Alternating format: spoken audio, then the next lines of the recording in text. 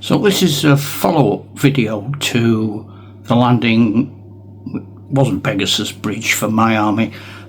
Let's pretend it's a little bridge a bit further down, because my force captured a bridge over a stream, really.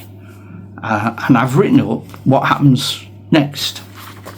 So it's almost like the Platoon action diary. So they land in Normandy. The visibility was 9 inches. I threw 2d6. So beyond 9 inches, and nobody could see anybody. I blew the figures. I had a little bit of tissue paper with numbers on for every man, and every man had a number on his base. I blew tissue paper into the air. Where they landed, that was where the men landed. A number of men didn't land on the table. For some of them, I then threw, and they came on at various places that I diced for. I made it a bit like a clock. That's 12 o'clock. So if I threw a 3, it was over there, you know. And they had to get a 6 each turn, well, when they played a counter, to come on the field. They all arrived, but one of them arrived just as the fight was over, really. One man fell very close to the German sentries, and it was really close. It was like almost 9. Is it 9? Is it not? I threw 2 dice, white dice. He didn't. Black dice. He did. He fired at the British paratrooper. He missed. British paratrooper fired back. That then wakes everybody up. Full firefight. By 7:15.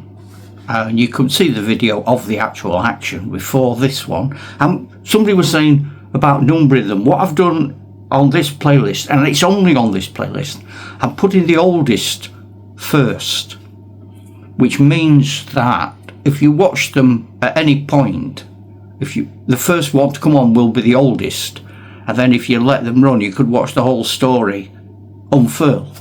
So they're not numbered, but they are in some sort of order. I'm sorry I keep doing that. My glasses have gone wobbly. My head's lost weight. Yeah, so by 7:15 in the morning, of the 8 defenders, 1 was dead, 7 were prisoners of war, 6 were wounded. It was later discovered that the German radio had failed to transmit. Now, if you watch the video of the battle, you will see that happening, but the British didn't know that. And then there were some notable individual acts. Lieutenant Todd, who ran through a hail of bullets to disable 2 men in a strong position and capture the position and take the surrender of the German garrison. There was Private Price, who bravely protected the wounded medic whilst maintaining fire on the enemy. And Private Wood, Lenny to his mates, he ran up the hill carrying his Bren gun. Hails of fire. I mean, he was hit. Every Bren gun and machine gun is 3d6, and he was hit twice, so that's 6 dice. And he needed to get less than 4 to survive. And 6 times he got 1, 2 or 3. So he comes through an entire hail of bullets, opens fire on the German machine gun position, kills the loader, drives the actual machine gunner away, captures the position. Then he re-establishes his position and begins opening fire on the town. One interesting thing that happened, that when the German soldiers surrendered, Kurt, the German sergeant, comes out, hands up obviously, but he's been shot in the arm, he's bleeding. And I didn't know whether Lenny should just carry on firing, or whether he realises, or whether he's angry, or what. So I threw a dice on a chart, and I got a strange result. Well, not a strange result, but a poignant result. He wasn't angry, he was sad. He was sad at what had happened. He'd got all that adrenaline run up with it. It's his first action. He's only 21, comes from Southampton. I've got his war records because I've made them up. I've invented them for every character. And he just stops firing. And the Germans are shooting at him, but he just stops. That's him done. So it's 9 o'clock. The Germans' counterattack is expected.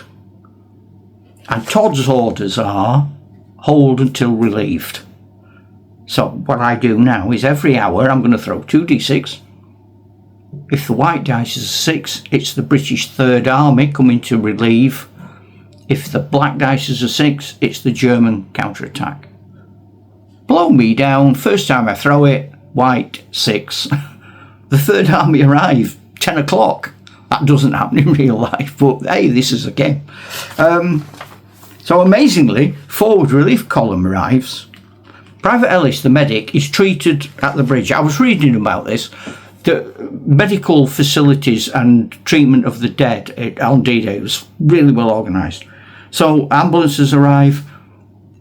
Ellis is shot in the neck. He's treated by good triage medic. He's then taken to a forward advanced field hospital where he's looked at again. So I threw again for his condition, and he had pretty much the same dice. He was unconscious, he was bleeding, they're struggling to stop the bleeding, he's still unconscious, but he ain't dead. So then they take him to a better hospital facility closer to the Normandy beaches and evacuation, where he's seen again by a doctor, proper doctor. Again, I throw the dice, there's no bleeding, but he's still unconscious. Now, to me, that's a positive. They get him back to England, where he's seen again. Throw the dice, he's conscious, he's come round, lad. So by doing that process, I end up with him spending a month in hospital, and then he's sent home to recuperate. He has a permanent scar, and through dice throws, I know he rejoins the 9th platoon on the 1st of August. So anything that happens between now, 6th of June, 1st of August, he ain't there. At noon, Major Stewart of the Third Army calls a meeting with all officers. The Third Army have to advance. They have to take 2 relatively small towns, but they're in different directions. They're on the main roads, but on different directions. So the way he organises it is he uses 12th para, and platoons 1 and 2, he forms a bridgehead around Pegasus Bridge, and he also uses men from platoons 1 and 2 to fill the gaps in platoons like our platoon number 9 that's lost its medic. So we're now back to full strength. He sends 3 to 8 ahead to the big town that is the big objective, driving straight into France. And behind that he sends the bulk, 3/4 of the Third Army, to take the town. 181 men apparently in the unit that lands, and I know my number of men, so I divided 181 by my number of men. That means they're in 12ths, so I am a 12th of this force.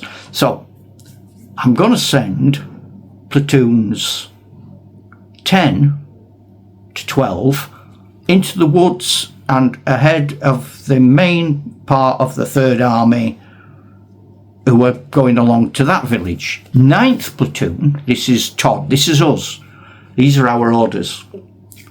On the way to the village ahead, there is a farm. It straddles a quite important road. So we don't know if there's any Germans even there. But that's our orders. And we get there at 4:30. Our colleagues from 3 to 8 platoon have gone beyond us and they're going towards the town. And that's our Third Army. And we have a little bit of Third Army support, and I threw for this, and we got a radio operator, a spotter, and we got a light mortar and a loader. That's what we threw. I might have got nothing, I might have got a lot, but I didn't. That's what I got. So that they are our forces, and we're advancing forward, and it's 4:30 in the afternoon. I'll just show you my notes quickly. Look, that's the diary entries. That takes us to where we are now, and that's the next battle.